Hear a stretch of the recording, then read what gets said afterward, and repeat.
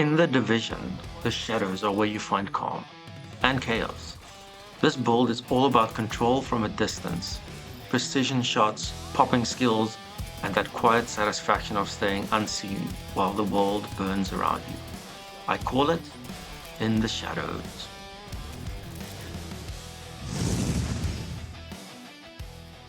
A heads up on my build. I don't chase meta, I chase fun. They're about flow, feel, and finding your rhythm, not just numbers. If it looks good, plays well, and feels right, that's the goal. And I tie it all together with a visual theme, a character I imagine existing in this world.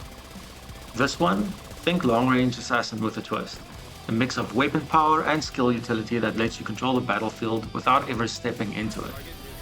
For the outfit, I'm using the dark hooded houndsman outfit with the backpack dyed purple, along with a black dyed primary weapon and shroud marksman rifle for that added assassin effect.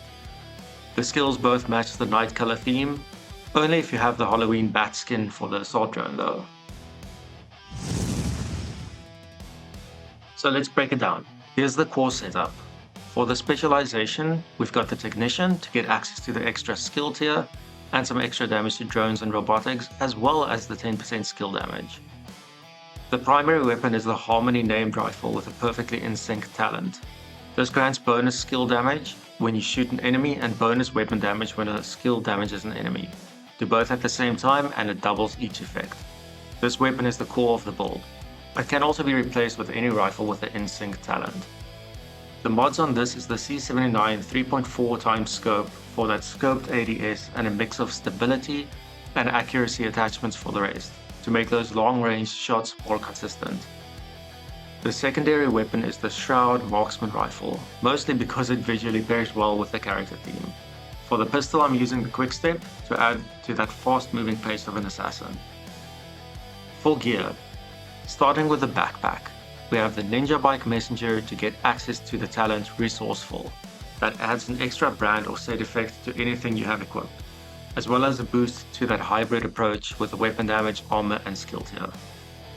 Next, we've got two pieces of the Hana U, and with the added brand effect we have access to skill haste, skill damage, and weapon damage. The chest piece has the Overwatch talent that gives us weapon and skill damage after being in cover for a few seconds, which amplifies this build as a weapon plus skill damage build. For the gloves, we've got the Eagle's Grasp named gloves to give access to the 20% rifle damage and some extra weapon handling, again to increase that long range effectiveness. For the holster, we have the Picaro's named holster to give access to more hybrid power in the extra skill tier, armor, and weapon damage.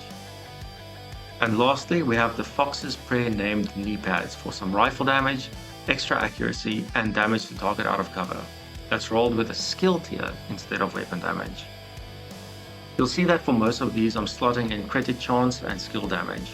Crit damage will be kinda low, but at least we're consistently adding some damage with the critical hits. You can always balance crit damage a bit more if you want. For skills, I'm running the Assault Drone as the primary skill damage output, and the Oxidizer Chem Launcher for some area control and the awesome Purple Cloud.